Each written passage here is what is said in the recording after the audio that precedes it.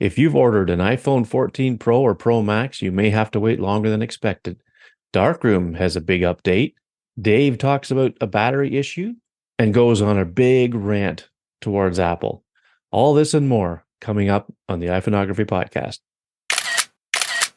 Hey everyone, Greg McMillan here, and I am joined by my esteemed co-host and good friend, Dave Podner. Hello, Dave. Hey, Greg, how's it going tonight?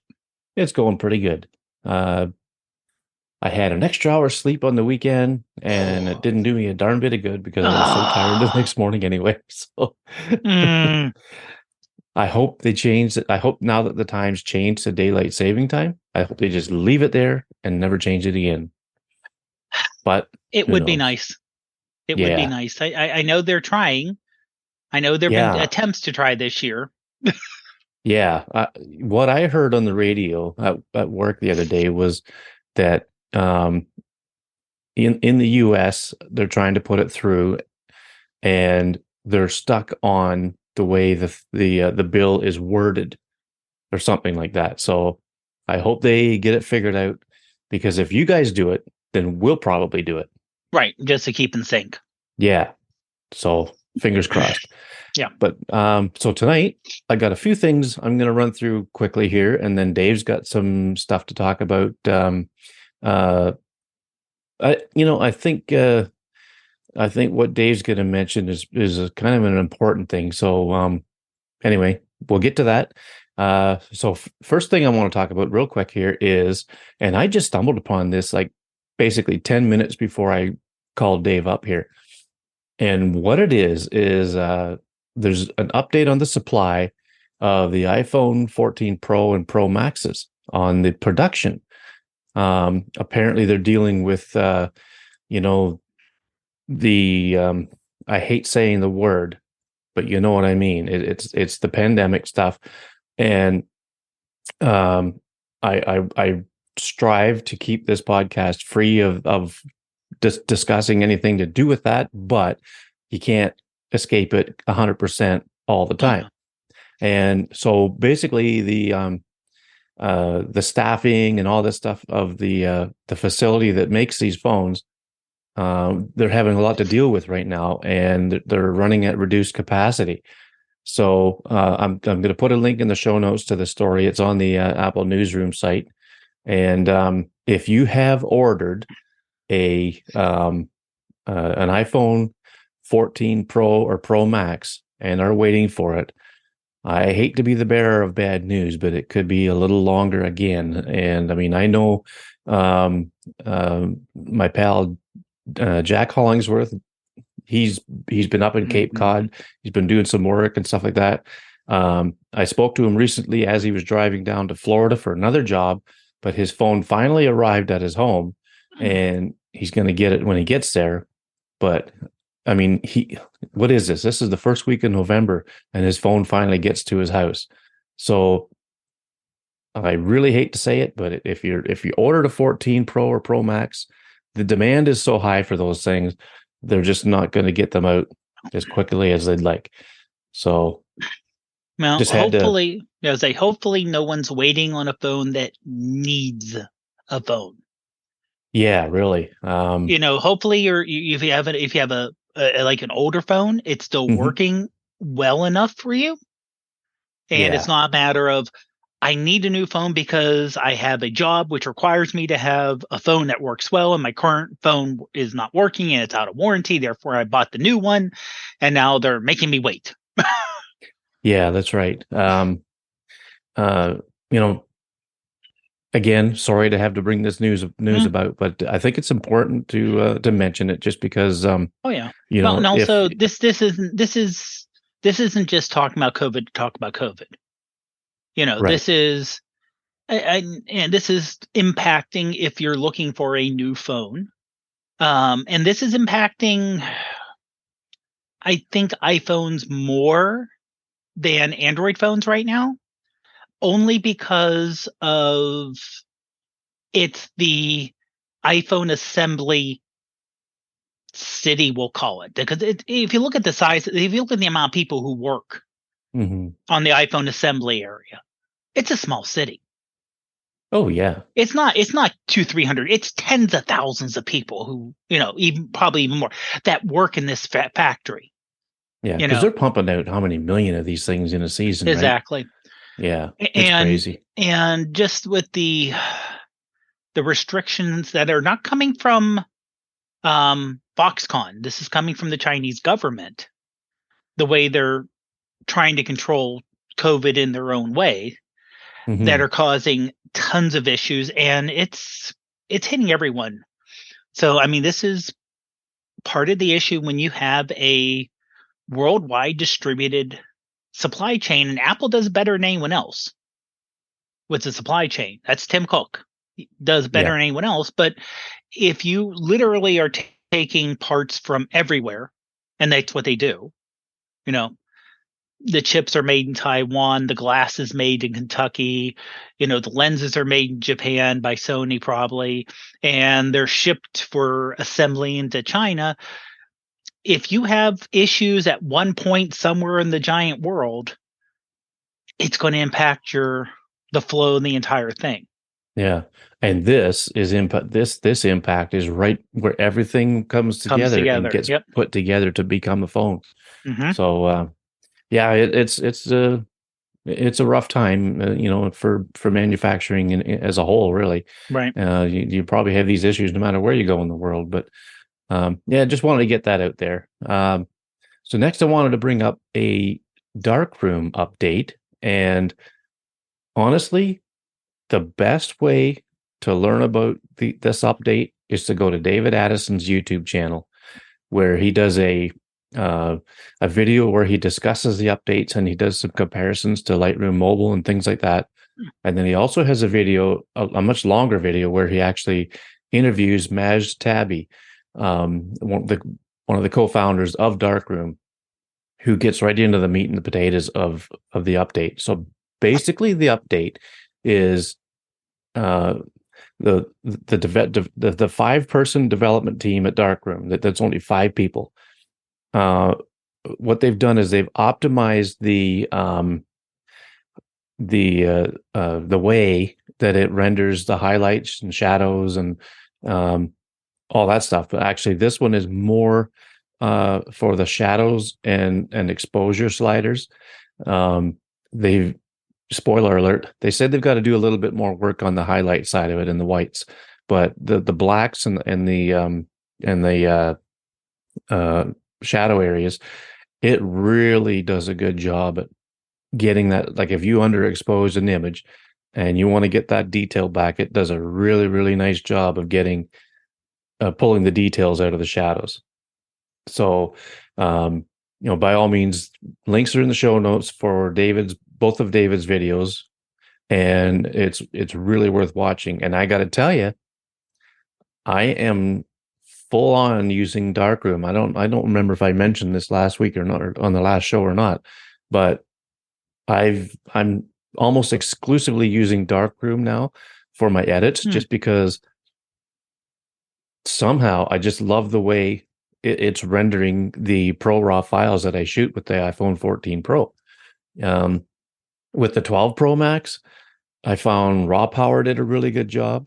Um, the photos app will do a good job with anything, but when it comes to I'm a bit of a technical guy. I like to watch the histogram, see how it behaves while I'm doing the edits and things like that. So the way Darkroom does it, I'm just really loving the results, and I am so into it that I've even paid for the annual subscription, which was like, I don't know, $25 or something like that for me. So with me, if it's something I'm going to use a lot, I don't mind paying that subscription. Just like with Glass, I use it all the time, so I don't mind paying for it. But I don't have a lot of subscriptions, but the ones that I do have are things that I use a lot. So um, it's a really great update. Check out David's videos on them, and you'll see just how well it is compared to Lightroom. And it does a great job. And the last thing I wanted to mention before we go, oh Greg, yeah, before you move on, because I just double checked it for pricing. Oh, okay. Yeah. A monthly subscription is $4.99 US. Mm-hmm. The yearly is $29.99. But if you wanted to say no subscription, one-time payment, $74.99. Interesting. So basically 3 years worth. Yeah. And yeah, you know what? Now that you mentioned that, I think I did see that. And that for me would have been about $105 Okay. for the big one-time payment. Mm-hmm. And I thought, you know what? I think I'll just do the annual. And I can see that. I can see that Yeah. because 3 years is an awful long time for an app, to be Yeah. honest. And the annual of what'd you say it was for you? $30. Okay, so $30 for a year compared to what, $5 a month? Oh yeah. Yeah. That's a heck of a deal. Now they do have an offer right now that if you sign up for the yearly membership, you get a 1 week free trial. Oh yeah, okay. So I would say definitely if you're curious, sign up for the 1 year, so you can get that free trial. Try it Mm-hmm. out. And if you don't like it, cancel it before you're charged. Yeah, yeah. Easy peasy. Yeah, exactly. Yeah. All right. Well, that's good. Well, thanks for bringing that up because I totally didn't even think of mentioning the one time Mm-hmm. fee and all that stuff. But yeah, that's I think the 1 year plan is a pretty good deal. And you know what? It puts the lights on for the developers and it buys their Mm-hmm. shoes for them and it keeps them going. And with what they've done in this update, I can just imagine what they'll have in the next update when they do that same type of thing for the highlights and the whites. And it's going to be coming probably early next year. So I mean that right there goes to show you how much work is involved in getting this stuff right. But Mm-hmm. watch the videos and listen to the co-founder talk about you know just how much stuff goes into these things. It's really interesting stuff. So, and you can even just listen to it. You don't have to watch it because there's all it is David and him talking, and I don't think there's any other um, video stuff to visual aspects of it to gain from it. But you can listen to it, and it's really cool. It's good stuff. And the last thing I wanted to mention real quick before we go to Dave here is I meant to bring this up probably for the last two episodes, and I just never got around to it. But there's a shortcut that converts a 48 megapixel Pro RAW file from the iPhone 14 Pro or Pro Max to a HEIF or HEIF or whatever it is. It's HEIF, the high efficiency format. And when you run the shortcut, you can either delete the Pro RAW or you can keep them both or whatever. But it's a real quick and easy way just to convert, say, an 80 or so megabyte file to about a 5 megabyte file. And if you want to, just keep the converted file and dump the other one to save room in your phone, it's so quick and easy to do. So there's a link in the show notes to that shortcut, and it's a safe link. I've used it. I don't know who created it. I forget who created it, but um, I've used it. It works fine. And because I know there's sometimes people get a little antsy about putting shortcuts in that people create, but I had a pretty good feeling about this, and I like I say, I tried it and it works fine. So if you have a 14 Pro or Pro Max and want to be able to shoot these big files and then convert them and dump the big part of it, it's a good way to go. Hmm. So, okay, Dave, you have an issue to talk about, and we discussed this before the show, and I think it's a pretty good and an important one to talk about. So I'll turn it over to you. Okay, yeah, this is something that popped up unexpectedly for me. Give a little background is that I recently ran a 10-mile race, and I wanted to, of course, I run with my phone, so I want to make sure my phone was fully charged. not only because I plan on taking pictures during the race, but also for tracking races. Also for after the race to let Ruth and my dad know, hey, I finished, and also in case there were any problems. It's good to have communicate, even though you're surrounded by people. I'm not like doing a trail race. It was in the middle of the city, but if something happens, it's good to let people know, hey, I fell down, I twisted something, I'm getting medical attention. So I went and plugged it in overnight. It's an early race start, so I had to get up at 5 a.m. on a Sunday. First of all, not fun, but got up and the phone said 80% charge. I'm like, I plugged you in last night at 10 o'clock when I went to sleep. Is there something wrong with the display? The phone should charge overnight easy to 100%. Easy. I thought, well, is there something wrong with my battery?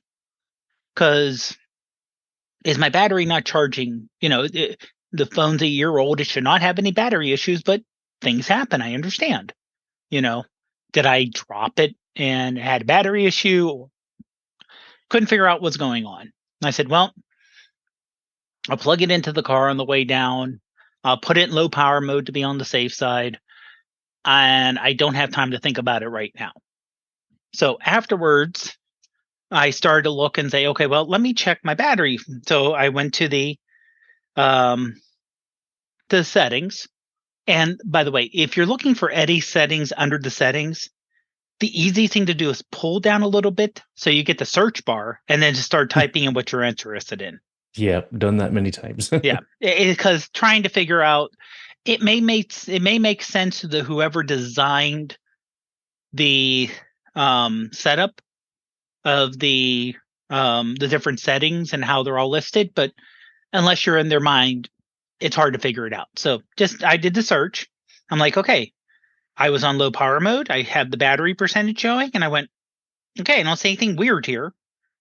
And then I hit, battery charging and health. Okay, I'll check the health. I know in case there's a problem with the battery, it'll give you a percentage and say, by the way, your battery is having issues here. So I go on there and it shows like 92%. I'm like, okay, well, after a year, that's not horrible. I'm a heavy user of my phone. Then I see optimized battery charging. Now, I don't know if this is new in 16 or 16.1. And it said, to reduce battery aging, it learns from your daily charging routine so it can wait to finish charging past 80% until you need to use it. I understand that best batteries should be between 20 and 80% charge at all times. Anything above 80 is kind of overcharged. Anything below 20, you can have issues.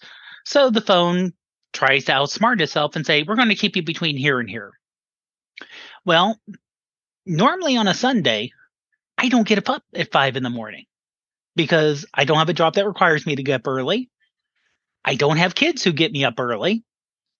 If the dogs need out, I can let the dogs out, let the dogs back in, and I'm not up and active that much. So this is the time when it's completely out of the ordinary, out of my normal routine, which is the phone learns on.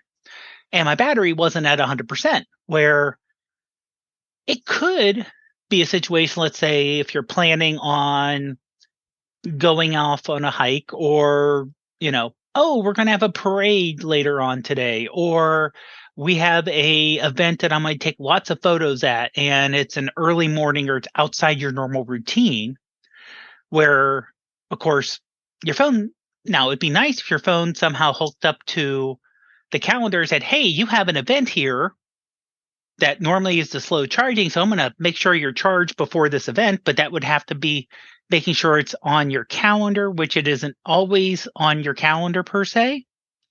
So if it's something that's like, oh, I'm going to make sure I need this at 100% charge, turn that off.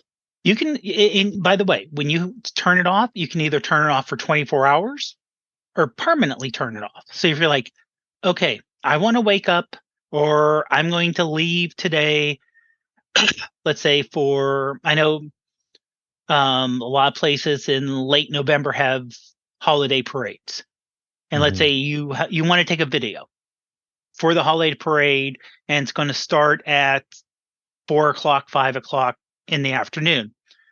You may want to turn that off on that day so it makes sure it charges to 100% to make sure you're 100% charged, ready to go when that thing happens that's outside of your normal experience.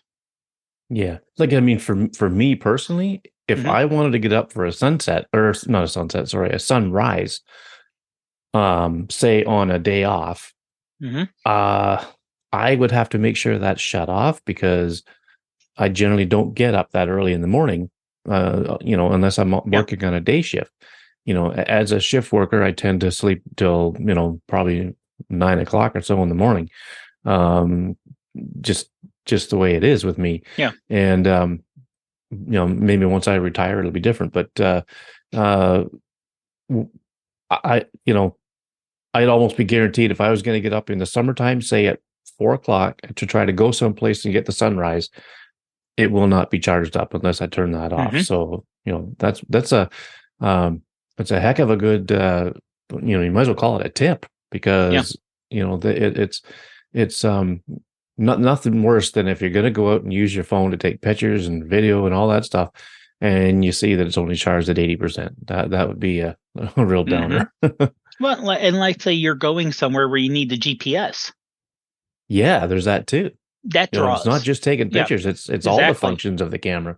And some of them may be harder on the battery than the other, and than others. So, but yeah. So I mean, you brought up another point that is going to be like a moot point by the time people listen to this, but there is an eclipse tonight going into Tuesday morning. Right. And it looks like, at least on the East Coast, where we're located, or Eastern time, so I shouldn't say East Coast because neither of us are near a coast, an ocean coast. Right. But we're both in the Eastern time zone. It's going to be between let's say 4 and 6 in the morning. So if you want to get out there and take pictures, which hold on, where's my soapbox? I get it on my soapbox. Okay, on the soapbox now. Dear Apple, give me a moon mode. Okay, I've seen pictures from Samsung. I've seen pictures from Huawei. I've seen pictures that people post in Shane Mostyn's group of the moon. They are mind-blowing. And then I tried to take pictures with my phone, and it looks like someone sneezed on the screen because it's a big white splotch, okay? And they may not be able to do it until we get a proper periscope zoom, and we can do a 10x optical zoom and a proper 30x, digital. Great. Yeah. Okay. It may be until the 15 or 16. It may be a hardware thing, but Samsung and Android phones do a pretty good job taking a photo of the moon. Now they do. Overall night mode, in my mind, is pretty close. They do, like I said, they do a great job. iPhones do a good job with overall sky. But if you want to take a picture of the moon, it don't work. Now, if you had a telescope with a camera mount, or like a not a rangefinder, but like a scope, like a digiscope. Yeah, just like a monoscope scope, and you hook it up to your, like if you have a cell phone mount that'll go on it. Okay, that could probably work. That'll help out a lot. Still not probably perfect, but I've seen people who use scopes or use telescopes take really good photos with their iPhone. But given the computational power that is in going back 3-4 years even, the iPhone 11, even the 10s is so powerful. It still runs good. Oh, yeah. 3-4 years later, it still has extra capacity. You're not stressing a system by running it.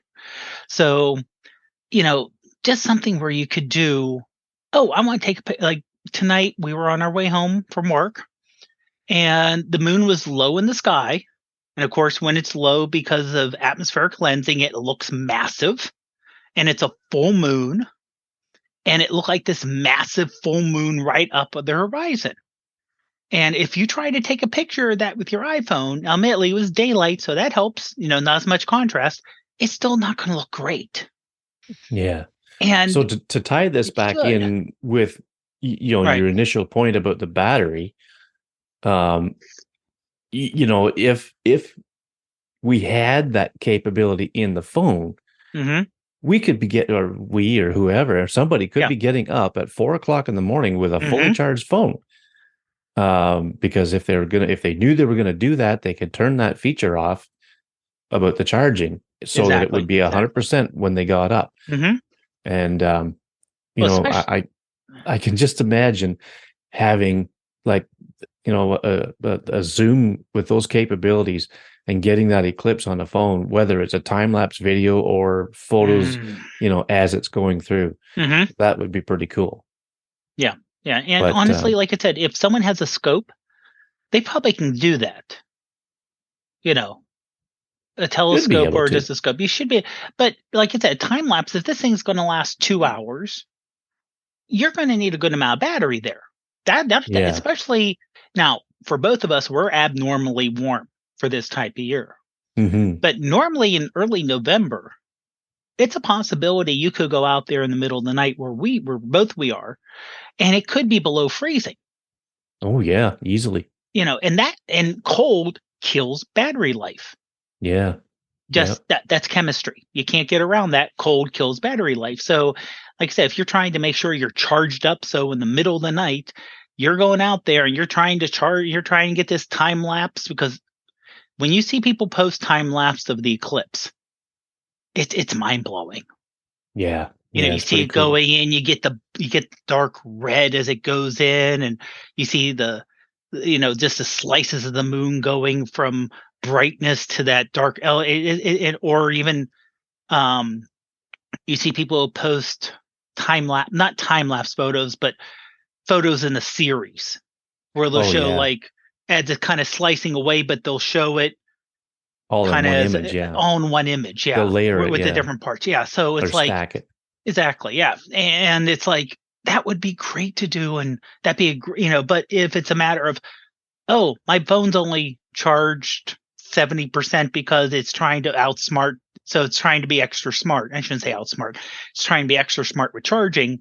But Hmm. this is the one time you just want it to think, okay, just charge. I just need a charge. There are 365 other days or 364 other days of the year. Do whatever, be smart. This one, I just want you to fully charge it. You kind of have to remember to do that because it is on by default, unless you completely turn it off, which I would not suggest. Yeah. Yeah. Honestly, I Yeah. think I it have is a mine good on. So feature. Yeah, I think it's on by default because I don't remember turning it on. It's good to have on, but if you know that you're going to need that charge out of a normal time, hmm. basically just remember to click that little switch. Yep. Yeah. That's an excellent tip. Yeah. Um, and you were also going to mention something about uh, well, something about walking. Yeah. So I'll leave that with you too. Well, it's and this is kind of related to some of my picks from this past week. The our picks for the week is that two of the three picks I have. Honestly, and I'm being honest here, I was kind of going back and forth over a couple of different picks because I lucked out and just happened over some really good opportunities to take photos this week. So I just yeah, okay. So two of the three picks I had happened during runs, races, wherever you want to call them. Well, I know locally, and I think this happens a lot, at least in the U.S. It's kind of late. I don't know if you guys have anything equivalent, but yeah, I mean, I know you don't have your Thanksgiving happened in Canada, Yeah, it's in like a October. month ago. Yeah, it's in Yeah. October. I know, but in the U.S. there are turkey trots which happen on Thanksgiving. Well, a lot of those turkey trots are they're not even though they're officially races, and there are people who run them competitively. Most people don't. They'll offer. Like I know we have a local. We have like three or four locally, which there's one downtown, there's from different suburbs around the city you can go to. But the big one downtown, they have a family walk, just a fun walk. They have a 5K, a 5 mile, and then they have the option to do the 5K followed by the 5 mile. That's called burning off the turkey before you start to eat. Oh yeah. Because that's basically an 8 mile run. Yeah. But if you're someone who physically can, let's say, go for a walk, a lot of times if you sign up for these turkey trots, there's normally two types. There's the type that's on street and type that are trail. Most of them are on street though. You may get vantage points that you're not used to, that you're able to take pictures because they shut down the street, or you can get some really interesting crowd shots. A lot of these turkey trot types walks, and they sometimes also have the beginning of December will have like Christmas, like Jingle Bell runs or Santa runs or something like that. A lot of them are charity. Oh yeah. So a lot of times they'll have little extra things that happen that you can get some really interesting pictures. And like I said, I know like some places, like the one that happened in downtown Pittsburgh, it's on the street. So of course they shut down the street. You can get views and angles that you may notice as you're driving your car. But most of the time, it's places where it's not easy or not safe to stop the car, pull over, take a couple shots. Right. But, again, 5K in the US, 3.1 miles. Some of them have a 1 mile fun walk, Then there's tons of kids out there. Also, especially the fun walks, they are fun because the kids are out and they're just enjoying themselves. You get some people dressed up in turkey costumes. It's something. It's different, but yeah, especially when you get to the charity fun part, you don't have to worry about over competitive people ruining the fun vibe per se. Yeah. So you can not only do you get an amazing atmosphere, you can get different shots, different perspectives, and generally, if a lot of people, if they're dressed up or if they're doing it for fun, if you just go up to them and say, "Hey," or they have maybe dogs with them, or like their kids are a little different, but going up to someone saying, "Hey, I love your costume. Can I take your photo?" I've done that a couple times. No one's ever said no. Oh yeah. That's cool. I always ask though. A, politeness, B, depending on the age and the gender of the person, it can seem creepy if you're taking a picture and you're trying not to be noticed. Yeah, yeah. Unfortunately, and that's one of the downsides of street photography, but yeah. But generally, if you're in a group, you're doing something, people are open to it. There was it wasn't this year, but it was last year, for the 1 mile race I did. And they had they had different sections. So like if you're doing it just for fun versus you're doing it competitively, they had different heats go out. So the competitive people didn't try to run us over, who were just trying to finish for fun. And one person, she had this rainbow tutu on and this really garish outfit. And I just went over, "Hey, can I take your picture?" And she was like, "Oh yeah, sure, no problem." Or, one person was there with their dog and asked if I take. Generally, people are just happy just to be out and around and doing stuff. So, it's. I know photo walks are available, but depending on where you live, it's sometimes hard to know ahead of time where they are, or to get hooked up with a group.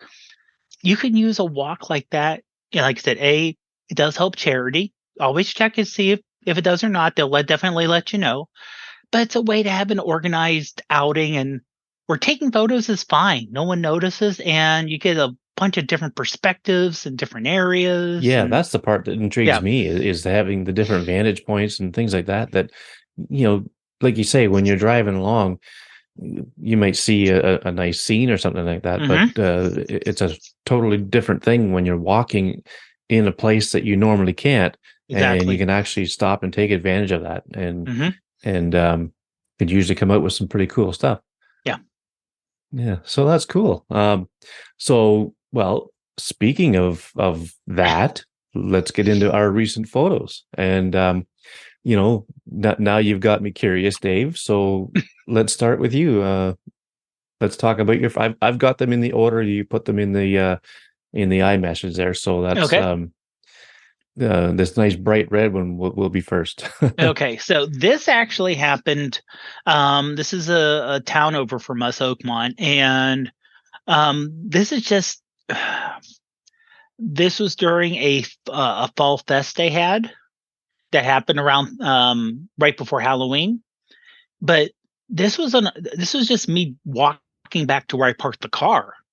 Oh yeah. So I just was walking up and I noticed two things. First of all, I noticed like the orange tree in the background and this bright red vintage Chevy pickup truck. And it's this, and literally really bright red. It was bright sunshine, and stopped, took the photo, did some editing on here because the red was really blown out. Oh yeah. Okay. Because it was really bright and sunny that day, and it was almost overdriven. So I did some editing in Lightroom Mobile to get the red to where I remember it looking at. Hmm. But yeah, to me, it's a beautiful old truck. It's got white wall tires. It's got rim wheels, Yeah. Yeah.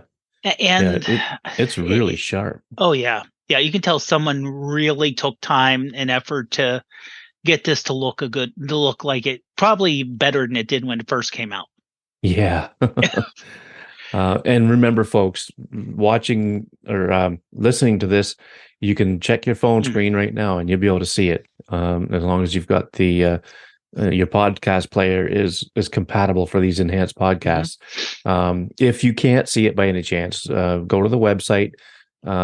There's a post for this episode, and these images will be there for you to see. So, but yeah, that truck looks so cool, Yeah. and the street looks really amazing. Hmm. Like, some of the trees have lost their leaves completely, but there's these look like maples that still have, most of their leaves, if not all of them, and it's really colorful. So Hmm. it was a great time to get a shot, especially Oh with that yeah, truck.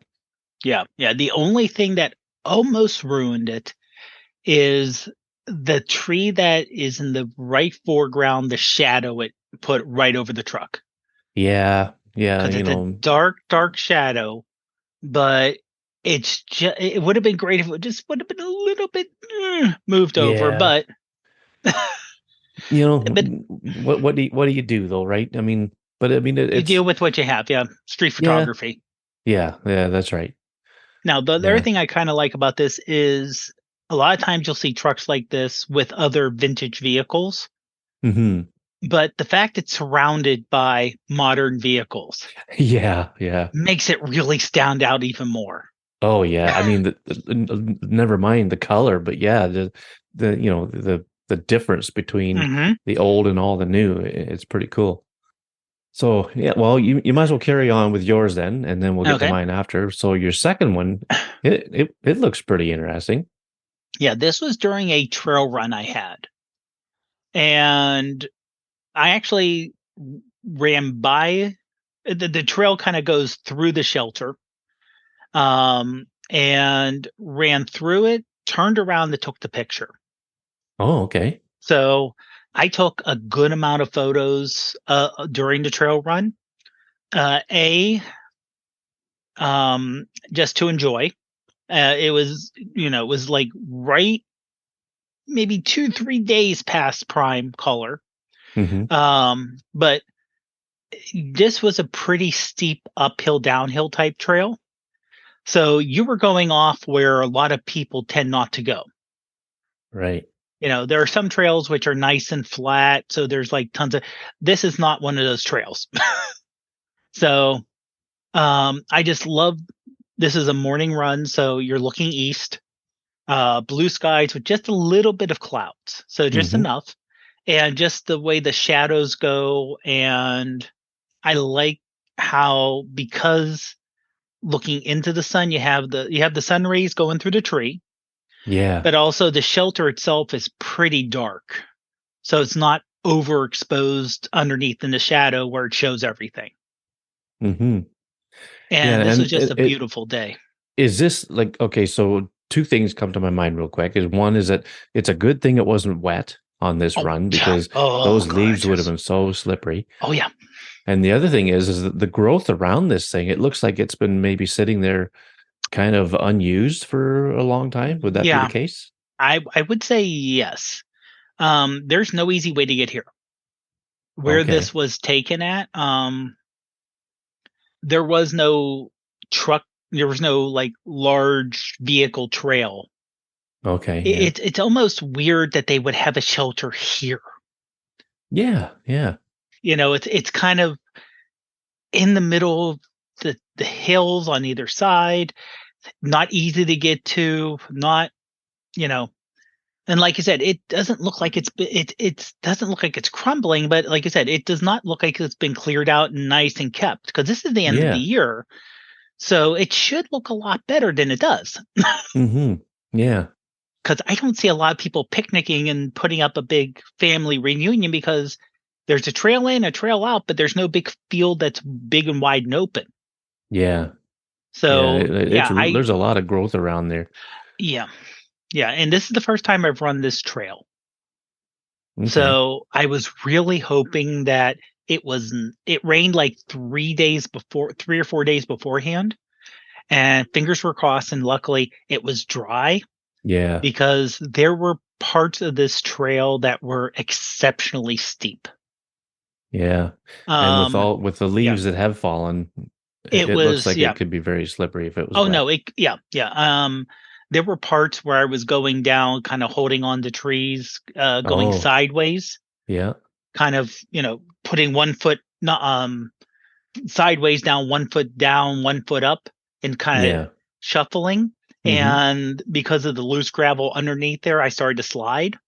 Oh, wow. So it came to one hill where it was really steep, and I just sat down and slid down the hill for a while. Mm-hmm. I thought, if this thing's steep enough that for me and my ability for running on steep trails, I don't trust my footing. There are Mm-hmm. people who literally sprinted down these Oh, hills. You know, yeah. just ran sprinting, bounding steps. No problem. They handle it.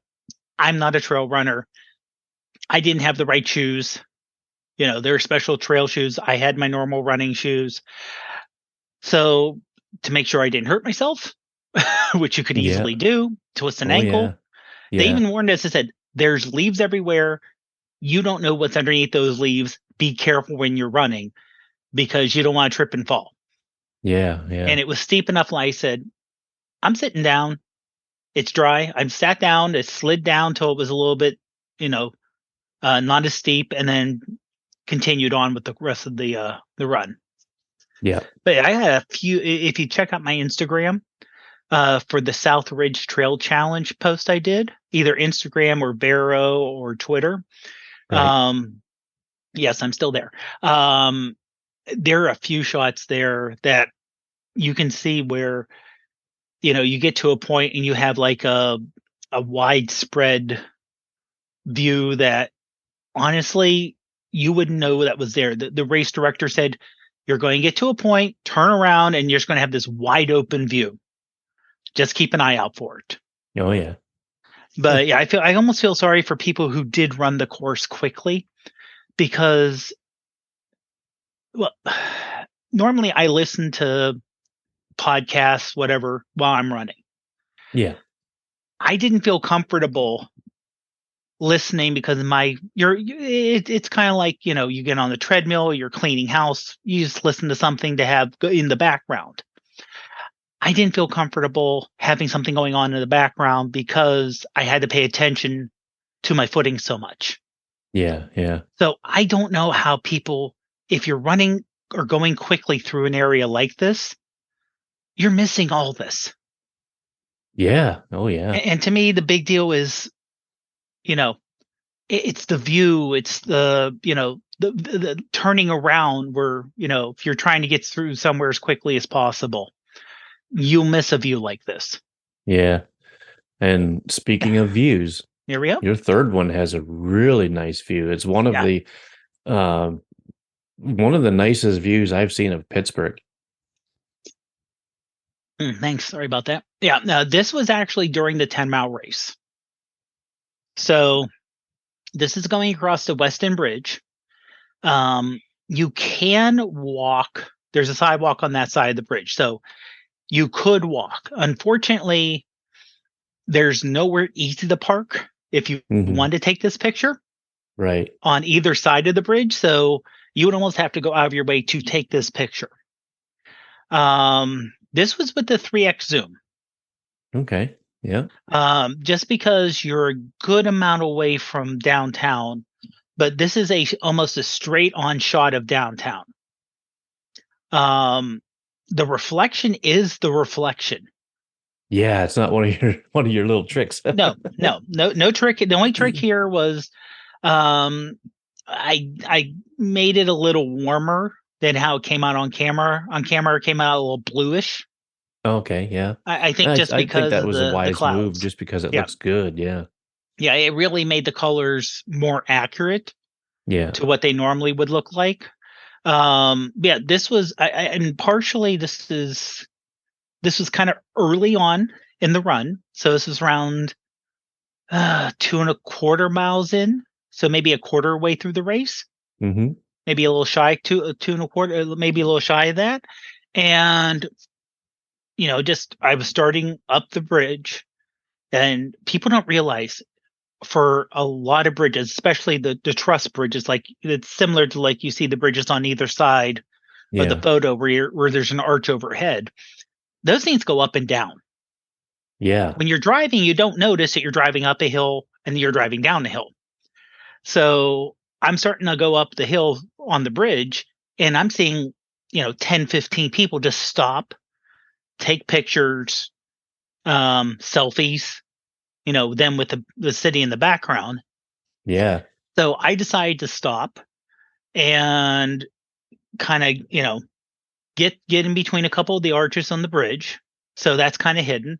Mm-hmm. And I just noticed how the reflection, and look, you're looking east here. So you do have the sun starting to come through the clouds a little bit there. Luckily, it was mostly overcast, no rain. And just like I said, even though they're rivers, they were still enough in the day and there was very little wind. It almost looks like a lake. Yeah. Yeah. How still that river is. Yeah. It's just almost smooth as glass. Mm-hmm. And so, like I said, it's just looking straight on. You can actually read some of the lettering on a couple of the buildings. Mm-hmm. Yeah. And just the way the bridges on either side kind of lead to downtown, and this the yellow of the bridge, and you can just see the little hints. And like I said, I'm just really happy how this one turned out. Yeah, it's really, really cool. I mean, and now you've cropped it, or did you shoot it 16:9? I shot it 16:9, but I still cropped it a little bit. Okay, Yeah. but I really like the way you've done that, because on the sides it shows just enough information to let you know that you're pretty much looking up the river, and then you've got the bridges, like you said, coming in to the downtown core. I mean, the buildings with the reflection, but then you've opened up the sky on the top to show where the sun's shining up in there. And even though that's not reflected in the water, it's fine. It's okay like that, because the balance of the image, to me, it is just perfect the way it is. It's got a good amount of sky, but it's got the bulk of the lower half of the image is the city and the reflection. And I mean, the coloring looks so natural. It's a really, really cool shot. Yeah. And like I said, honestly, and I've seen this shot just because this bridge is used an awful lot for a lot of the races I do. It's just the first time I've taken to say, okay, stop. Yeah. Take a photo. Yeah. Well, you probably picked a better day to do it. Oh, yeah. Yeah. Yeah. And you know, like you said earlier, sometimes with these, when these streets or roads or whatever are closed to traffic for an event or something, and you have that opportunity, man, oh man, what a great opportunity it was for this one. Oh, yeah. It's really cool. All right. So with mine, I think I'm going to throw in a little tip for each one. Okay. I was just thinking about this kind of before we come on the air tonight. So the first one is these leaves, and these leaves were in a like a bucket or a barrel or whatever, like a plastic barrel, getting ready to take to the compost site because they were raked up off our lawn. Okay. And they were sitting in the garage, and the light was shining in the back door, and just the way it was hitting these leaves, it caught my eye. And so I just crouched down and used the three times camera and took a shot of just a real close in shot of leaves with the sun shining on them and whatnot. And of course, I did an edit in Darkroom where I give it more color and whatnot. But my tip for this is, you know, you don't always have to get things in their element. Like, you know, most of the time when you think of shooting leaves in the fall, you want to get them on the trees or outside or, you know, in the forest and all that stuff. Well, these were in a barrel in my garage getting ready to meet their demise at the local compost site. So sometimes it's good to kind of, you know, especially if it catches your eye. That's what made me take this, is that it caught my eye so quickly with the way the light shone on them from the sun. And you know, just had I not said that these were in a barrel getting ready to go to the compost site, maybe the viewer would think that they were just on the ground, but such is not the case. They you know, totally, completely out of their element. So that's kind of my tip on this one. And as you can see, there's probably 3 or 4 different kinds of leaves in this. So, you know, we got one tree in our front lawn, but we get leaves from up the street and the wind blows them and everything else. So I'm about to say, yeah, that is, you wouldn't have known it. Like I said, it almost, you would guess they were almost on the ground and not in a bucket, just because, you know, obviously not being on, you can tell they're not on trees. Right. But the way, like I said, the way the light hits it, so you have the different kind of textures, you have the different angles, you have the some hitting the light, some in that. So yeah, it's really.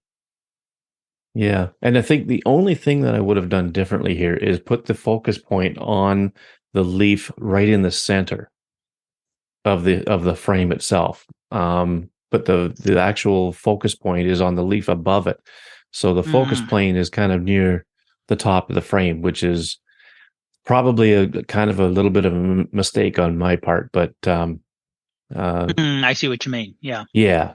So I mean, it was you know, the sun was kind of glaring in my eyes a little bit, and I don't know, it turned out the way it did. So, but just you know, shoot. Sometimes it's good to just shoot things out of their own element. So, and my second one, this is this is just duct work at the place that I work at. There we go. So that's all it is just duct work up in the ceiling in the plant that I work at. Simply, my tip is to look up. You know, when you're walking around, sometimes if you look up, you'll see something that might be interesting enough to capture a photo. And in all honesty, the reason they took this photo was there's a mobile photography only Facebook group, and it's run by a guy named Lee Cocker over in the UK, and he has weekly themes. And the weekly theme last week was just with a hashtag inside. So people were submitting photos just from the inside of wherever they were. Could have been a house, could have been a garage, could have been wherever, a church, anywhere. And I was walking along, and I was kind of looking around, and I looked up at this ductwork, and I thought that might make for an interesting shot for that inside theme. So I took it and did a little bit of editing on it just to help give it a little more contrast, but that's about it, really. And there it is. So when you're walking along on, say, like on these walks that you talked about, Dave, look around, look up, look down, because you never know what you're going to see. Yeah, don't look in the normal position.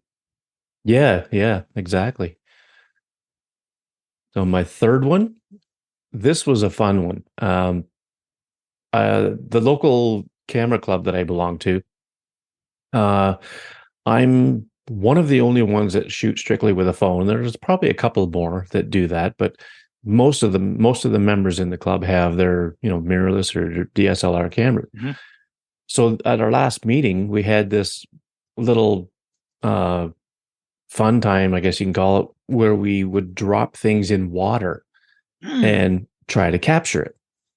So this lady had this, and this strawberry in this picture is really big. Like, I'll bet you it's probably 2.5 inches top to bottom. So it was a big strawberry.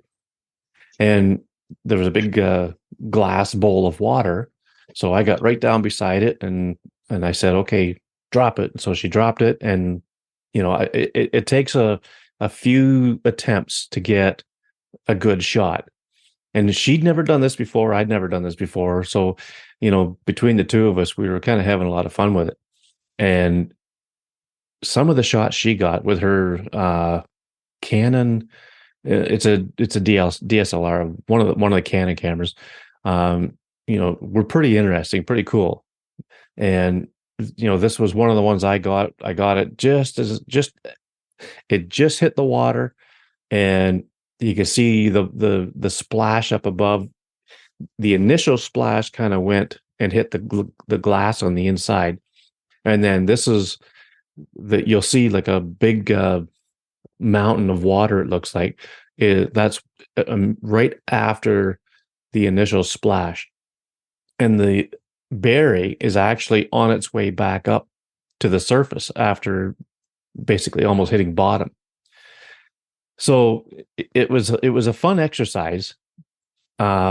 If you want to try it at home, get a big glass bowl, get somebody to drop things in it, have a towel handy because things are going to get wet.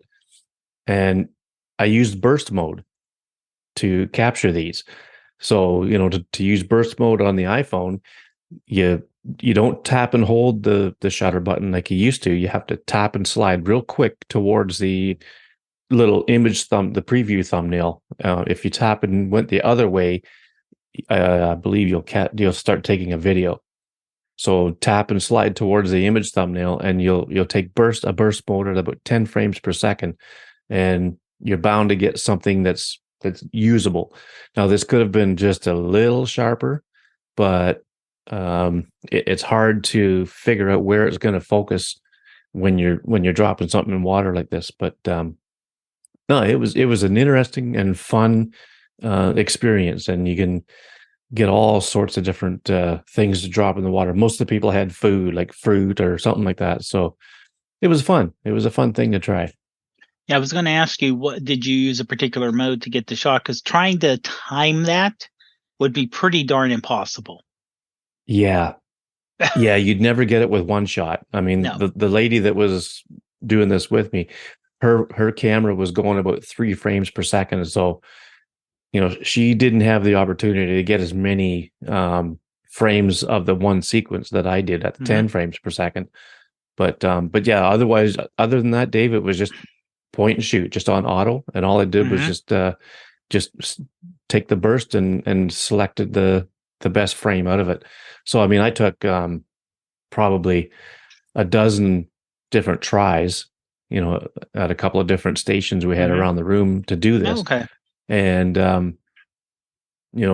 out of including all the burst mode shots, I probably had over 100 pictures to pick from. And then I just picked, the 3 or 4 or 5 that were actually really decent out of the whole lot. And then you can just delete the rest. That's the nice thing about digital, of course.